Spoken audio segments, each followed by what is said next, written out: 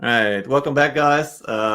We just got a quick break, and we got a little surprise for you here. We're going to a interview with Temple Shot. So here he is, guys. Team captain from PLEBs, obviously.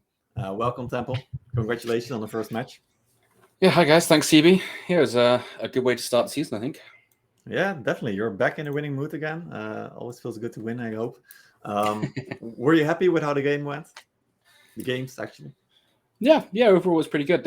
Odin's definitely put up a good fight. There were some things they threw in which we weren't necessarily expecting, which was good. So, yeah, overall, some good games. Very happy with how it came out. Nice. All right.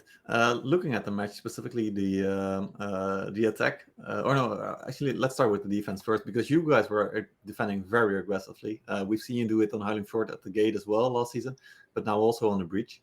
Now that the map has been played, do you want to explain why you chose to defend so aggressively? Well, Heilung is one of the maps with the lowest timer on it, like the lowest amount of time when you first start. So, for us, it's trying to. We've always gone in with the mentality of trying to hold on A and B. There are some teams that play more towards like sort of base defense. But it's just a lot stronger on A and B because obviously you can't get trebbed as easily. You still can land some trebs, as you saw from Odin's using good trebs against us and us using some good ones against them on the attack as well. So we try and push as aggressive as we can.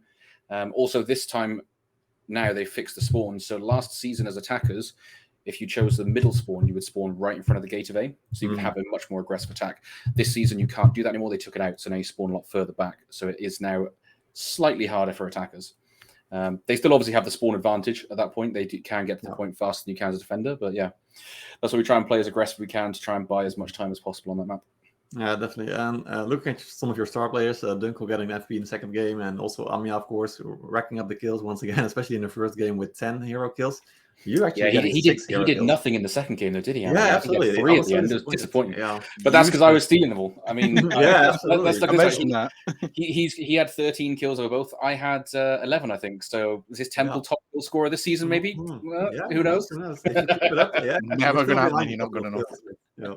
Well, that's because my job now is a bit different. So to allow me to shot call more easily now, I have a more defensive stance in our back line. So you saw I was playing shield banes a lot, defending our Shenjis, which is very easy to get kills on. But you could also see that I had almost 0 hero versus hero damage. I think I had like 10k hero damage or something like that. Yeah.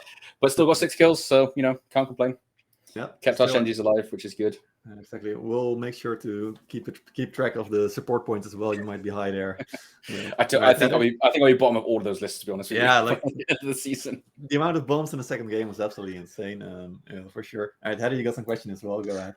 I do. Okay, so my first question is, how did you combat that? So it's more about the actual game. So it's in your attack. You had to deal with a somewhat C defense, or shall we say a supply defense. How as teams normally do that? How did you go about shot calling for that for guys? Give some insight and kind of your thoughts. And it was everyone screaming all at once, as our comms usually are. No, it wasn't too bad, to be fair. We saw that they had a small setup. Well, I was on the horn side, right? So the right hand side of the map, you should look at it. So I was over there with a couple of guys pushing up from that side. Whilst that was happening, our guys on the B side were getting pushed into, but then they managed to turn it around and they killed a few heroes and started pushing in. Then you get in the really bad situation where the enemy spawns on top of that B side, basically, on C. They spawn right on that point, or just above it, should I say. So they had to push fast. We were kind of out on the other side of the map, so we started pushing up towards C. We saw they had, I think there was a 3-man setup, I think, just on that gate there, which I think it was Imp Shields, 40s, and Coconuts, if I remember correctly. And then I saw a lot of Chevaliers to the right-hand side of the resupply. So I was like, just ignore the fucking point, ignore C, just go for and punish these units and these heroes now. We wiped the setup there. We walled off against the Chevaliers because, yes, they are very strong, but as long as you're not diving in with your hero, you can counter them. So we just dealt with that, and then it was just kind of a mad rush, everyone screaming, pushing towards the resupply, if I'm completely honest with you.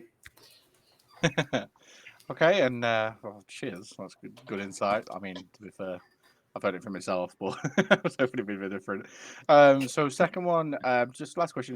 So your defense, kind of what was you expecting from Odin's, and what didn't you expect from Odin? So was there anything that caught you off guard, or was it just kind of like a play-by-play of how you thought they would attack?